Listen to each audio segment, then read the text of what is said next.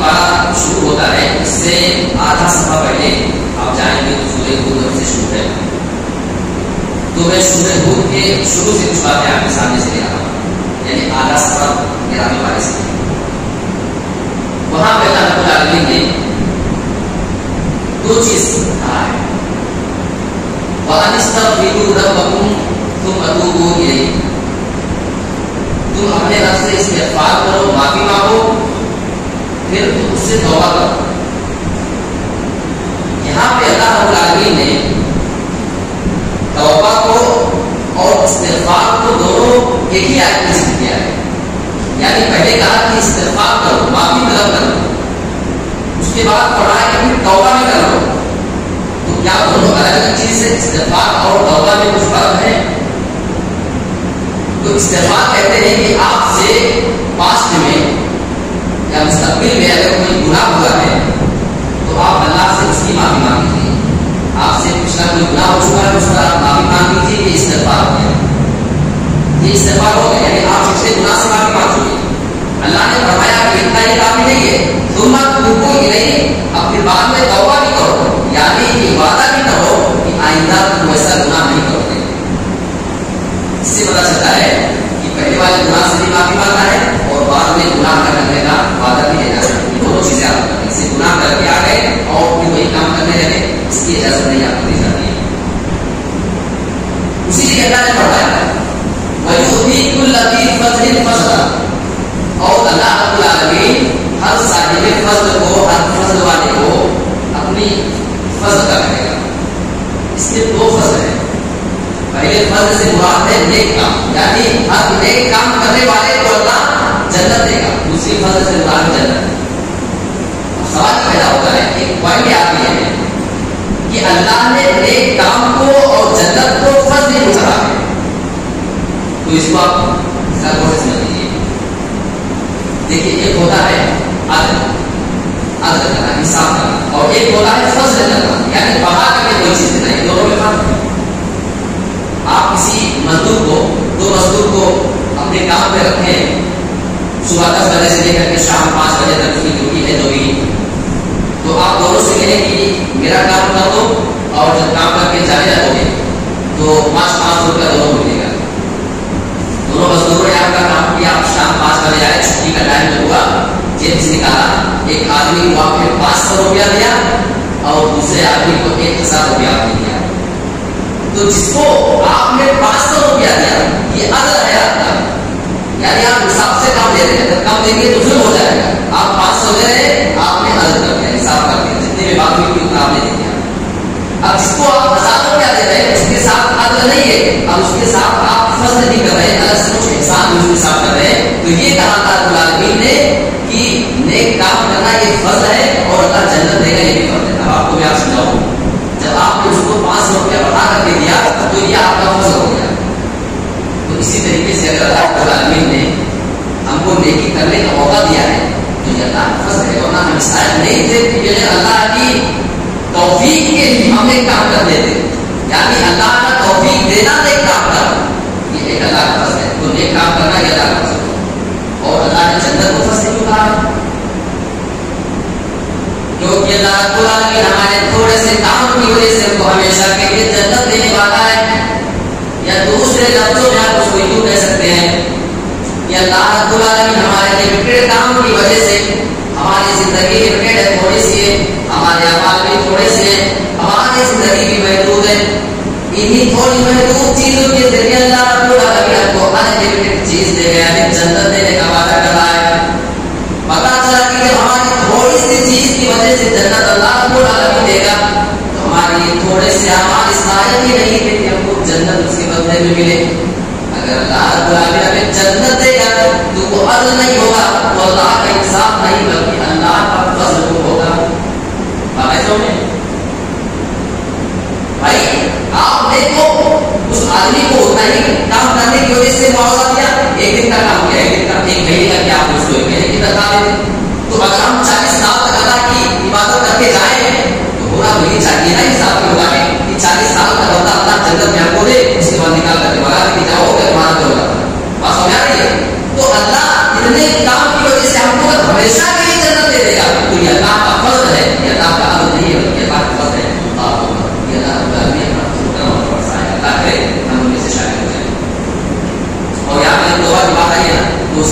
شرط ہے، دھیان کو سنیجیے گا. اور اگر یہ شرط آپ پوری نہیں کرتے ہیں تو جان لیجیے کہ آپ اپنے توبے میں جھوٹے ہیں. تو تم ادو کو ہی نہیں، تم اللہ سے توبہ کرو. توبہ آپ کسی کام سے کریں گے تو یا تو وہ معاملہ آپ کا اللہ کے ساتھ ہوگا، کوئی معاملہ اللہ کے ساتھ ہے آپ اس سے معافی مانگیں گے، یا کوئی معاملہ آپ کا کسی بندے کے ساتھ ہوگا آپ اس سے جا کر معافی مانگیں گے، یا تو حقوق اللہ ہوگا یا حقوق العباد. اگر اللہ تعالیٰ ہے تو اس میں توبہ کی 3 شرطیں.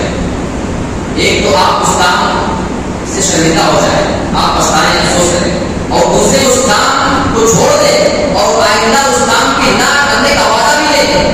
یہ 3 چیز. اور سیم یہی تینوں شرطیں بندے کے ساتھ بھی ہوں گی.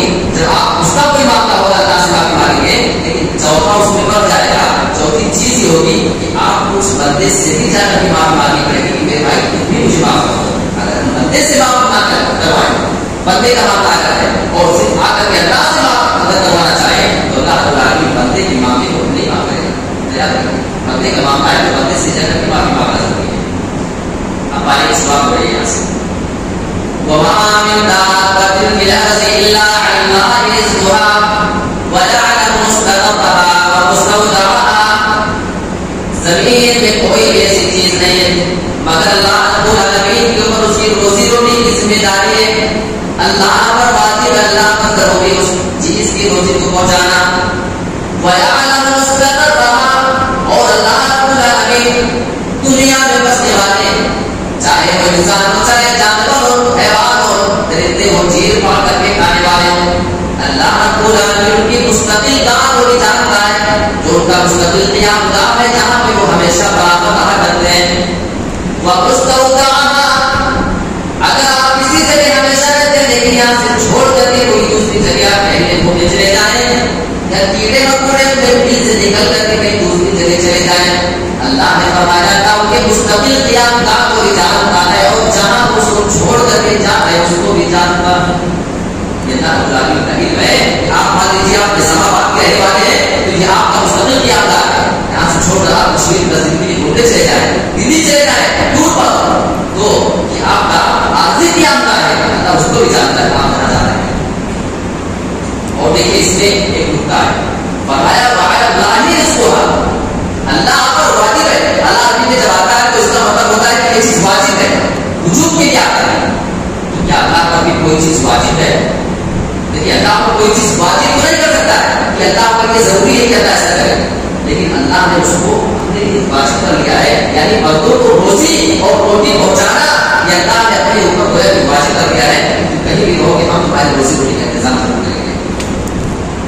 اسی طریقے سے اللہ کو کوئی واجب نہیں ہے کہ اللہ اپنے کام کرنے والے کو جنت دے، لیکن اللہ نے اپنے اوپر واجب کر دیا ہے کہ اگر کوئی نیک کام کر کے آئے گا تو ہم اسے جنت دیں گے. تو اللہ نے اپنے اوپر واجب کیا ہے، کسی دوسرے نے اللہ کے اوپر واجب نہیں کیا ہے. اللہ کو یہاں کسی نے مجبور نہیں کیا ہے تو اللہ اس کو مجبور کیا جا سکتا ہے، بلکہ اللہ کا فضل ہے کہ اللہ نے اپنے اوپر واجب کر کے رکھا ہوا ہے. اس میں 2 لفظ ہیں، ایک ہے مستقل. تو مستقل میں نے کہا کہ مستقل قیام کا جہاں پہ آپ کنٹینیو برابر رہتے ہیں، جہاں پہ آپ کا کام ہوتا ہے، آپ کے فیملی آپ کے بچے رہتے ہیں. ایک نقطہ یہ ہے کہ اللہ رب العالمین نے اس طرح جو ذکر کیا ہے وہ روزی کے بعد ذکر کیا ہے. اس سے پتا چلا کہ اگر آپ نظام آباد کے رہنے والے ہیں، آپ یہاں رہیں گے، اس وقت بھی ہم آپ کو روزی دینا نہیں بھولیں گے، ہم یہاں بھی آپ کو روزی دیں گے. وَمُسْتَوْدَعَهَا، اور اگر آپ مستقل ٹھکانے کو چھوڑ کر عارضی قیام گاہ کے لیے کہیں 10-15 دن گھومنے چلے جاؤ گے، ہم وہاں بھی تمہیں روزی دینا نہیں بولیں گے، ہم تمہاری روزی وہاں نہیں پہنچائیں گے. آپ کسی کمپنی میں کام کرنے لگے 10 دن کے لیے، اگر آپ چھٹی لے کر کے چلے جائیں کمپنی والے آپ کی مدد کر لیں گے. یعنی آپ کو اسی اتنی تنخواہ دی جائے گی جتنے دن آپ نے کمپنی میں جا کر کے کام کیا ہوگا. اور آپ کو یہ ضرورت نہیں پڑتی، آپ یہ کمپنی سے چھٹی لے کر کے جانا چاہتے ہیں تو آپ کو جا کر کے خبر دینی پڑے گی کہ میں جا رہا ہوں اتنے دنوں کے لیے، اور اس سے زیادہ آپ کو بھی تنخواہ نہ ملے گی. لیکن اللہ نے فرمایا وَمُسْتَوْدَعَهَا، اے میرے بندے اگر تو اپنے مستقل قیام گاہ کو چھوڑ کر کے کہیں چلا بھی جائے گا، وہاں پہ اپنے کی روزی پہنچانا نہیں بھولیں گے. کمپنی والوں کی نہیں کہ آپ یہاں آئے گا تو ملے گا، وہاں چلے گا نہیں ملے گا. آپ یہاں سے کہیں گھومنے جاتے ہیں یا میں کہاں سے یوپی سے آپ یہاں بیٹھا ہوا، اللہ نے ہماری روزی کا انتظام یہاں کیا، آپ بھی آؤ آپ کے بیچ میں، تو وَمُسْتَوْدَعَهَا، ہمارا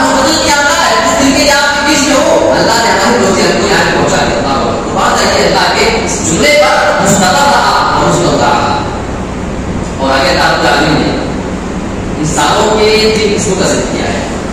حضرت اس کو غور سے سنیے گا اور غور سے قسم میں ہمیں اپنے آپ کو شامل کرانا ہے, اس کو ذرا غور کیجیے گا. وَلَئِنْ أَذَقْنَا الْإِنسَانَ رَحْمَةً مِنَّا ثُمَّ نَزَعْنَاهَا مِنْهُ إِنَّهُ لَيَئُوسٌ كَفُورٌ. اور اگر انسان کو اپنی جانب سے کوئی نعمت چکھا دیا کرتے, کوئی رحمت اس کو دے دیا کرتے, ثُمَّ نَزَعْنَاهَا مِنْهُ, اس کو نعمت دینے کے بعد, اس کو رحمت دینے کے بعد اگر اس کو رحمت کو چھین دیا کرتے, إِنَّهُ لَيَئُوسٌ كَفُورٌ, تو ایسی صورت میں بعد مایوس ہو جاتا ہے اور وہ بے ناشکری کرنے پہ آمادہ ہو جاتا ہے. یا میرا کوئی نعمت پہلے دے کے رکھا ہے اور بعد میں وہ نعمت اللہ چھین لیتا ہے, تو یہ آدمی بھی اللہ رب العالمین کی ناشکری کرنے لگتا ہے. یہ اچھا کام نہیں ہے بھائی, اللہ کی دی ہوئی چیز ہے, اللہ کی نعمت ہے, اللہ جب چاہے اس کو آپ سے لے سکتا ہے, اس میں آپ کو مایوس ہونے کی ضرورت نہیں ہے. اور اگر فرمائے دوسری قسم کے لوگ ایسے ہوا کرتے ہیں, وَلَئِنْ أَذَقْنَاهُ, اور اگر کسی آدمی کو نعماء بعد ضراء, اگر تکلیف کے بعد اسے آسانی دے دیتے, اگر اس کے پاس کوئی پریشانی آیا کرتی ہے, پریشانی کو ہٹا کر کے اس کو کوئی رحمت اور اس کو اپنی نعمت دے دیا کرتے ہیں, جب اس کے بعد وہ نعمت آ جاتی ہے, لَيَقُولُنَّ, تو لوگوں کے درمیان یہ صدائے لگانے لگتا ہے, ذَهَبَ السَّيِّئَاتُ عَنِّي, میرے پاس سے تو دعائی ختم ہو گئی ہے. إِنَّهُ لَفَرِحٌ كَفُورٌ, اور یہ آدمی اترانے لگتا ہے, اور یہ آدمی اترانے لگتا ہے, اس کے اندر تکبر آ جاتا ہے, غرور آ جاتا ہے. یا میرے اللہ رحمت کو چھین کر کے اس آدمی کو آزماتا ہے, تو ایسی صورت میں ناشکری کرنے لگتا ہے, اور اگر کہیں وہ رحمت اور نعمت دے دیا جاتا ہے تو ایسی صورت میں کوئی اتراک کر کے چلنے لگتا ہے. یہ دو قسم کے لوگ ہیں. اور تیسری آیت میں اللہ نے بتایا, إِلَّا الَّذِينَ صَبَرُوا وَعَمِلُوا الصَّالِحَاتِ لَهُم مَّغْفِرَةٌ وَأَجْرٌ كَبِيرٌ. اور تیسری قسم کے لوگ ایسے جب ان کے پاس کوئی نعمت آیا کرتے ہیں یا کوئی بھی پریشانی آتی ہے, پریشانی کے اوپر وہ صبر کیا کرتے ہیں, اور اگر کوئی نعمت مل جاتی ہے تو میرا شکریہ ادا کرنے لگتے ہیں. ان کے بارے میں اللہ نے فرمایا لَهُم مَّغْفِرَةٌ وَأَجْرٌ كَبِيرٌ. یہی اللہ کو چاہیے, ایسے لوگوں کے لیے اللہ رب العالمین نے مغفرت اور بہت بڑا بدلہ تیار کر کے رکھا ہے. تو پتا چلا ہمیں کہ ہمیں مصیبت میں, پریشانی میں صبر کرنا ہے, اور اگر کوئی نعمت مل جائے تو بہت سینہ چوڑا کر کے اور اترا کر کے چلنے کی ضرورت نہیں ہے. ایسے موقع میں بھی اللہ کا شکر ادا کرنا ہے.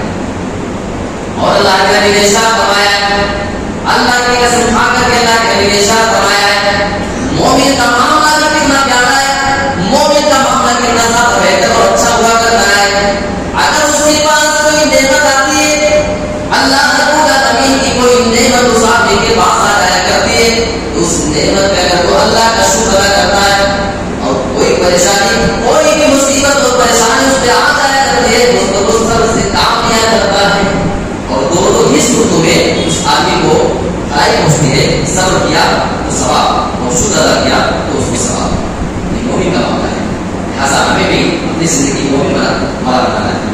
اب اس میں بہت بڑا نقطہ ہے. دیکھیے دونوں آیتوں میں اللہ رب العالمین نے لفظ حسنہ کا لفظ استعمال کیا ہے, یعنی چکھانا, نعمت چکھانے کی بات اللہ رب العالمین نے کی ہے. اس سے یہ پتا چلتا ہے کہ دنیا کی جتنی بھی نعمت آپ کو نظر آ رہی ہے, یہ آخرت کے مقابلے چکھنے کے برابر ہے. چکھنے کسی چیز کو ایسے لیجیے اور زبان پر رکھا, آپ نے کو چکھا, آپ نے میرا ذائقہ, اور فوراً وہ چیز ختم ہو جاتی ہے, وہ چیز باقی نہیں رہتی. جس چیز کو آپ چکھ لیں گے نا وہ چیز اب ختم ہو جائے گی, دوسری چیز ہے اس کے مقابلے, لیکن جس کو آپ نے ایک بار لے کر کے اپنے لیے چکھا اب وہ چیز ختم. اللہ نے فرمایا کہ دنیا کی تمام نعمتیں آخرت کے مقابلے میں ایسے ہی ہیں جیسے کسی چیز کو چکھ لیا جائے اور ختم ہو جائے. یہ ہے دنیا اور آخرت. اب بتائیے کہ دنیا کی ساری نعمتیں صرف گویا کہ ایک شعبوں میں ایسے رکھی ہوئی ہے دیکھنے کے لیے, اور جو کچھ حقیقت ہے وہ صرف اللہ العالمین کے پاس ہے جو جنت میں ہے. تو بتائیے کیا یہ چکھنا چاہیے یا برا کھانا چاہیے؟ آپ وہ کیجیے. کوئی آدمی ہے بالکل بھوکا ہے, کیسا ہے, بریانی بنا کر کے آپ اس کے سامنے لا کر کے رکھ دو, اور وہ کسی ایک چاول اٹھا کر کے اسے چکھ لو, اور بعد میں کچھ نہیں ملے گا, تو اس لیے کتنا مشکل ہو جائے گا. چکھنے کا اس کی خواہش اور زیادہ ہو جائے گی. لہٰذا ہوشیاری یہ ہے کہ ایک چاول نہیں, ہمیں ایسا کام کرنا چاہیے کہ جس سے پوری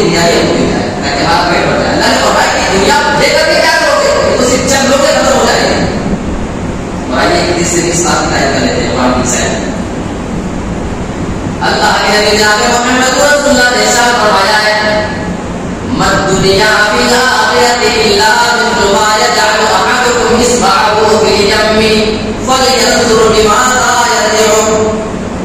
اے مسلمانوں تم دنیا کی حقیقت کو جاننا چاہتے ہو تو سنو. نبی اکرم نے ارشاد فرمایا ہے کہ دنیا کی حقیقت دنیا کی کوئی کیا ہو سکتی ہے. تم میں سے کوئی آدمی کسی سمندر کے اندر جائے پانی کے اندر وہ اپنی انگلی کو ڈال کر کے نکال لے ایک انگلی کو پانی میں ڈال کر کے نکال لے اور دیکھے کہ اس انگلی میں پانی کا کتنا حصہ آیا ہوا ہے فلینظر بماذا یرجع. اور دیکھے کہ اس کی انگلی میں کتنا پانی آیا کتنا آ جائے گا پورا سمندر آ جائے گا. ایک گلاس آئے گا ایک گلاس نہیں. ارے بھائی سمندر ہے اتنے لمبے چوڑے سمندر میں آپ نے انگلی ڈالا ایک گلاس بھی نہیں آیا. آپ کہیں گے سب ایک قطرہ معمولی سے اس کے ساتھ آ جائے گا. اللہ نے فرمایا کہ ایک قطرہ جو تمہارے ہاتھ میں پانی کا آ رہا ہے نا سمندر میں سے یہ قطرہ یہ دنیا ہے اور باقی جتنا سمندر میں بچ جائے گا وہ سمجھو آپ کیا بات سمجھ آئے کہ نہیں. سمندر میں جتنا پانی آپ کی انگلی میں اس قطرے کے بعد بچ جائے تو پورا سمندر ہو جائے کہ وہ آخرت ہے. اور جو آپ کی انگلی میں پانی کا قطرہ آ گیا ہے آپ سمجھیے بس اتنا ہی دنیا ہے. یعنی دنیا ایک قطرہ پانی ہے تو آخرت پوری پوری سمندر ہے. اب ہوشیار آدمی کو ہے دنیا کو حاصل کرنے والا یا ایک قطرے پانی کے لیے آپ کو غور کر سکتے ہیں. آگے اللہ رب العالمین نے قرآن مجید کے بارے میں فرمایا ہے کچھ لوگ تھے جو یہ کہا کرتے تھے کہ محمد صلی اللہ علیہ وسلم نے قرآن کو جھوٹا کر دیا ہے اپنی طرف سے پیش کر رہے ہیں اس کو. اسی چیز کا اللہ نے یاد کیا ہے ہم یقولون افترا قل فاتوا بعشر سور مثله مفتريات وادعوا من استطعتم من دون الله ان كنتم صادقين. اے میرے پیارے نبی کیا یہ لوگ آپ سے کہتے کہ آپ نے قرآن کو کر لیا ہے یعنی قرآن کو آپ نے اپنی جانب سے بنا کر کے پیش کر دیا ہے. اگر ان کا یہ ماننا ہے کہ آپ نے اس کو جھوٹا کر کے پیش کر دیا ہے تو آپ مجھے کہیے قل فاتوا بعشر سور مثله تو آپ اس کے جیسی کوئی صورت کی پیش کر کے دکھا دو. دیکھیے پہلے بارے میں آپ جائیں دوسرے بتا دیں تو وہاں پہ اللہ رب العالمین نے فرمایا وَإِن كُنتُمْ فِي رَيْبٍ مِّمَّا نَزَّلْنَا عَلَىٰ عَبْدِنَا فَأْتُوا بِسُورَةٍ مِّن مِّثْلِهِ. اگر تمہیں قرآن کے بارے میں شک ہے اگر شک ہے تو ایک صورت اللہ نے بتا رکھا ہے ایک صورت لے آؤ. یہاں کہہ رہا کہ جھوٹا کر دیا ہے تو کیونکہ یہ الزام بڑا ہو گیا تم ڈرنے کا الزام دے رہے ہو تو اگر نبی نے کہا ہے تو تمہیں قرآن کی صورت لے آؤ. اس میں پتا جیسے اس طرح کی چھوٹی چھوٹی تصویر تمہیں کرنے چلے آؤ دونوں کے انداز کا کر دیکھیے گا سر. اور بھائی کی بات ہے کہ جہاں بھی یہ لوگ کہہ رہے ہیں کہ محمد صلی اللہ علیہ وسلم نے اس کو کر لیا ہے اپنی طرف سے بنا کر کے پیش کر رہے ہیں مجھے بنانے ہی کی بات ہے تم بھی کس لے آؤ بنا کے پورا قرآن بتاؤ دس لے آؤ. اور جہاں لوگ شک میں پڑے تھے قرآن پتا نہیں محمد صلی اللہ علیہ وسلم اللہ کی طرف سے لائے ہیں کیا ہے تو اگر شک کی بات ہے تو اللہ نے چھوٹا سی رکھ دیا کہ شک کرنے کا حساب لگا رہے ہو ایک صورت لے کر کے آؤ. سمجھ لے آپ کو یہ باریکی اس میں فاتو کی صورت بھی مس اور اللہ نے فرمایا وَادْعُوا مَنِ اسْتَطَعْتُم مِّن دُونِ اللَّهِ اللہ کے علاوہ تم جن کو بھی اپنا مددگار سمجھ سکتے ہو قرآن کو بنانے کے لیے انسانوں کو بلا لو جناتوں کو بلا لو سارے لوگوں کو بلا لو اور اکٹھا کر کے تم قرآن جیسی صورت پیش کر کے دکھا دو ان کو تم صادقین اگر تم اپنے دعوے میں سچے ہو. حقیقت یہ ہے کوئی بھی ایسا نہیں کر سکتا. قل لئن اجتمعت الانس والجن على ان ياتوا بمثل هذا القرآن لا ياتون بمثله. اللہ نے فرمایا کہ یہ انسان کو چھوڑو جناتوں کو بھی اگر اکٹھا کر دیا جائے اور قرآن کی جیسی کوئی ایک چیز اگر پیش کرنے کے لیے کہہ دیا جائے تو ایسا نہیں کر سکتے. حضرت حسان بن ثابت رضی اللہ تعالیٰ عنہ نے قرآن کی ایک چھوٹی سی صورت لکھ کر کے خانے کعبہ میں لٹکا دیا تھا. اس دور میں مقابلہ ہوا کرتا تھا شعر کوئی کا ایک شاعر آتا خانے کعبہ کا شعر لکھ کر کے چلا جاتا دوسرا شاعر آتا اس کا غلطی نکال کر کے چلا جاتا تیسرا آتا اس میں غلطی نکال دیتا. یعنی وہاں مقابلہ ہوتا تھا شعر کا کہ کوئی شاعر اس کا شعر ہے جس میں غلطی نکال دو. حضرت حسان ایک مرتبہ گئے اِنَّا أَعْطَيْنَاكَ الْكَوْثَرَ فَصَلِّ لِرَبِّكَ وَانْحَرْ إِنَّ شَانِئَكَ هُوَ الْأَبْتَرُ. بس یہ تین آیتیں قرآن کی سب سے چھوٹی سی صورت ہے نا سورہ کوثر اسی کو لکھ کر کے لٹکا کر کے چلے آئے. سارے لوگ جا رہے ہیں دیکھتے اس میں غلطی نکالنا چاہتے ہیں بڑے بڑے شعرا پریشان ہو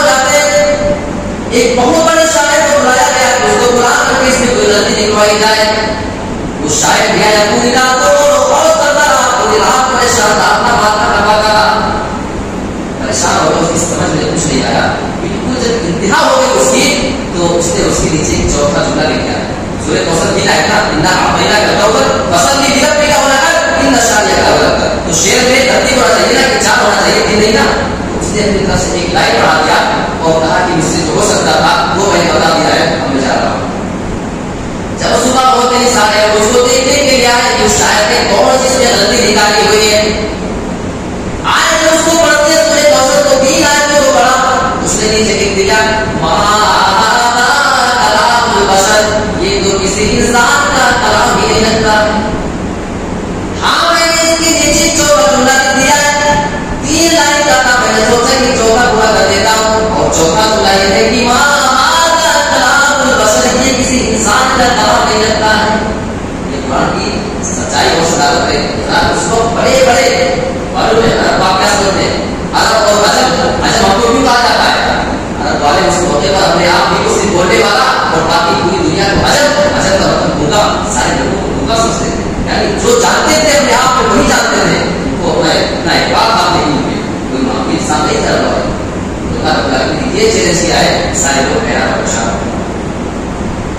آگے رب العالمین نے دنیا داروں کی حقیقت بیان فرمائی ہے. من کان یرید الحیات الدنیا وزینتها نوفی الیہم اعمالهم فیہا. جو انسان دنیا کے پیچھے پڑا رہتا ہے, دنیا کی زینت کو, دنیا کی چیزوں کو پانا چاہتا ہے, نوفی الیہم اعمالهم فیہا, تو اسے دنیا میں اس کے اعمال کا پورا پورا بدلہ دے دیا کرتے ہیں. اس میں مفسرین نے 3 شرح سے بیان کیا کہ اللہ کی عبادت کرنے والے 3 قسم کے لوگ ہوتے ہیں. ایک آدمی ہے جو اللہ کی عبادت کرتا ہے دنیا حاصل کرنے کے لیے, تو اللہ نے فرمایا کہ ہم اس کو دنیا دے دیں گے. اگر دنیا حاصل کرنے کے لیے کوئی کام کرو گے تو دنیا دے دیں گے. اور دوسرے لوگ جو اللہ کی عبادت کرتے ہیں وہ لوگوں کو دکھاوے کے لیے, لوگ دیکھیں ہمارا بڑا نام چرچا ہو, یہ دوسری قسم کے لوگ. اور تیسری قسم کے لوگ ہیں جو اللہ رب العالمین کی خوشنودی اور اس کی رضا کے لیے, اس کو خوش کرنے کے لیے اللہ کی عبادت کرتے ہیں. تو عبادت کرنے والوں کی یہ 3 قسمیں, یہ 3 کیٹیگریاں ہوتی ہیں. مفسرین لکھتے ہیں کہ قیامت میں اللہ رب العالمین بلائے گا سارے لوگوں کو اور فرشتوں سے کہے گا کہ جس آدمی نے میری رضا کے لیے, مجھے خوش کرنے کے لیے نیک کام کیا تھا, میری عبادت کی تھی, اسے جنت میں ڈال دو. باقی دونوں لوگوں کو, جس نے دنیا پانے کے لیے عبادت کیا تھا اور جس نے لوگوں کو دکھانے کے لیے میری عبادت کیا تھا, ان دونوں کو اٹھاؤ اور پکڑ کے کسی طرح جہنم میں ڈال دو. یہ ہے اگر کوئی آدمی اللہ کو خوش کرتے نہیں بلکہ لوگوں کو دکھانے کے لیے اللہ کی عبادت کرتا ہے, تو انسان بھی کرتا ہے.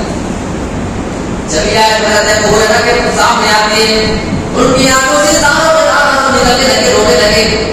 جانتے ان کی رونے کا مقصد کیا ہے؟ قیامت کے دن بندوں کو اللہ تعالیٰ اپنے پاس بلائے گا, پوچھے گا تم کیا تم نے روزہ رکھا؟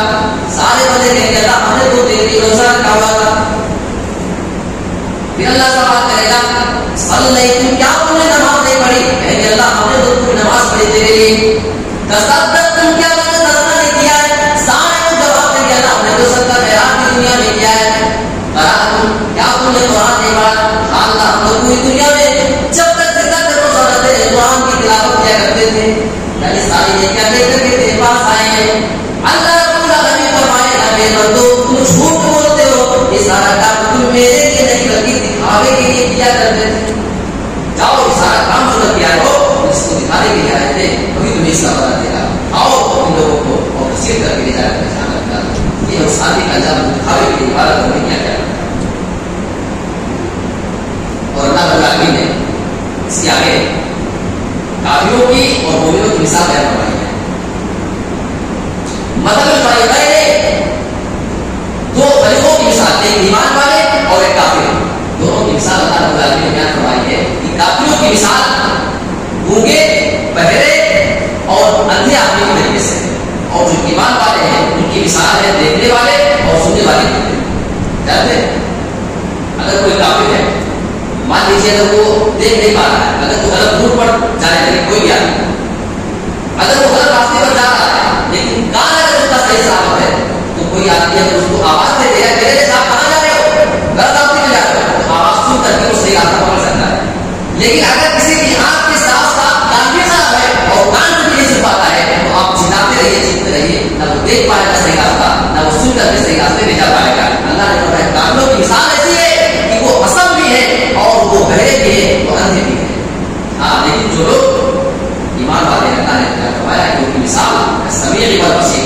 سننے والے ہیں، وہ دیکھنے والے ہیں، یعنی ہدایت کو دیکھتے بھی ہیں اور اس طریقے سے اللہ کے رسول کی بتائی ہوئی باتیں سنتے بھی ہیں اور اس کے مطابق اس طریقے بن جاتے ہیں۔ قرآن بتایا کہ جنت والے اور جہنم والے کے برابر نہیں ہو سکتے، لا یستوی اصحاب النار و اصحاب الجنہ، جنتی اور جہنمی کبھی نہیں برابر ہو سکتے۔ اصحاب الجنہ هم الفائزون، جنتی تو وہ ہے جو حقیقت میں کامیاب ہونے والے ہیں۔ اس کے آگے اللہ بولا ایک عقیدے دعوت کیا ہے، تین عقیدہ، ایک بات ملتا ہے اس کا تین عقیدہ ہے، وہ تینوں کا پوری آیت نہیں ہے، آیت کا شروعاتی ٹکڑا اسی کو طرف رہا ہے۔ ولا اقول انی خزائن اللہ ولا اعلم الغیب ولا اقول انی ملک، حضرت نوح کی قوم سے فرما رہے ہیں اے میری قوم کے لوگوں، میں یہ نہیں کہتا ہوں کہ میرے پاس اللہ کا پورا خزانہ ہے اور نہ میں غیب کی بات جانتا ہوں، ولا اقول انی ملک، اور نہ میں یہ کہتا ہوں کہ میں کوئی فرشتہ ہوں، میں تمہاری طرح کا ایک انسان ہوں۔ آج ہمارے یہاں ملتا ہے اس کے تین بڑے بڑے باطل عقائد ہیں۔ ایک تو نبی کو مقاعد بنانا چاہتا ہے، یعنی نبی جس چیز کا بھی چاہے کیا کرتے دے گے دے گا، فرمایا کہ میرے پاس کوئی خزانہ نہیں اللہ کا، بس میرے پاس اتنا ہی جتنا اللہ دیتے، یعنی پتا چلا کہ کوئی بھی نبی مختاری کو نہیں تھا، اللہ جتنا دیتا تھا اتنا ہی اس کے پاس ہوگا۔